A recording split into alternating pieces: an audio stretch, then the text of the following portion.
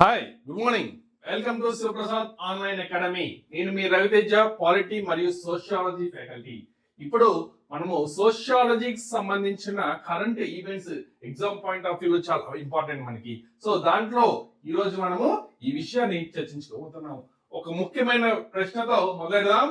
So మతం మార్చుకుంటే SC status వెంటనే పోతుందా? ఇటీవల సుప్రీంకోర్టు ఇచ్చిన తీర్పు దీనిపై క్లియర్ గా ఏమంటుందో తెలుసుకుందాం.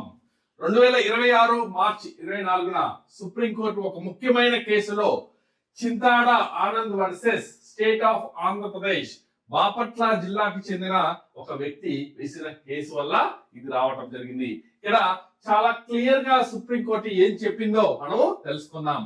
హిందూ మతం నుంచి కానీ, సిక్కు మతం నుంచి కానీ, బౌద్ధ మతాల నుంచి కానీ ఇతర మతాలకు మారినట్లయితే షెడ్యూల్డ్ క్యాస్ట్ స్టేటస్ అనేది వెంటనే కోల్పోతారు అని స్పష్టం చేసింది.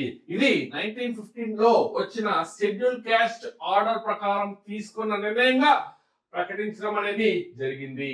సుప్రీంకోర్టు చెప్పిన విషయం ఏమిటంటే ఎస్సీ స్టేటస్ అనేది మతంతో బలంగా కనెక్ట్ అయి ఉంటుంది. మతం మారితే ఆ స్టేటస్ ఆటోమేటిక్ గా రద్దవుతుంది అని చెప్పడం జరిగింది. దాంతో పాటుగా ఎస్టీ అట్రాసిటీస్ యాక్ట్ కింద వచ్చే రక్షణలు కూడా వర్తించవు అని చెప్పింది. అంటే ఇకపైన ఎవరైనా మతం మారినట్లయితే వారు SC ST atrocities act case అనేది పెట్టడానికి వీలు లేదు. ముఖ్యంగా గుర్తుంచుకోవాల్సిన విషయం ఏమిటంటే ఈ యొక్క కన్వర్షన్ అనేది వెంటనే ఎస్సీ హక్కులు పోతాయి. ఇది ఎలాంటి సందేహం లేకుండా కోర్టు క్లియర్ గా తెలియజేసింది.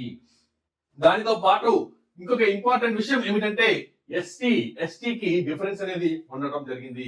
కానీ ఒక ఇంట్రెస్టింగ్ ట్విస్ట్ ఉంది. షెడ్యూల్ ట్రైబ్స్ కి మాత్రం అది రూల్ కాదు. ఎందుకంటే ఎస్టీ స్టేటస్ ట్రైబల్ కల్చర్ మీద ఆధారపడి ఉంటుంది.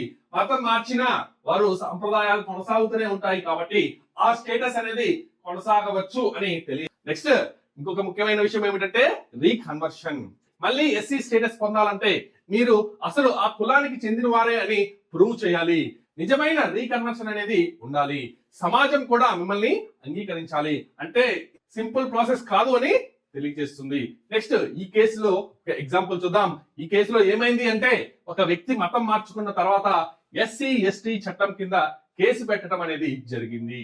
కానీ కోర్టు ఎఫ్ఐఆర్ నే రద్దు చేసింది. ఎందుకంటే అతనికి ఇక ఎస్సీ స్టేటస్ అనేది లేదు. సో ఇక్కడితో స్టోరీ ముగియలేదు.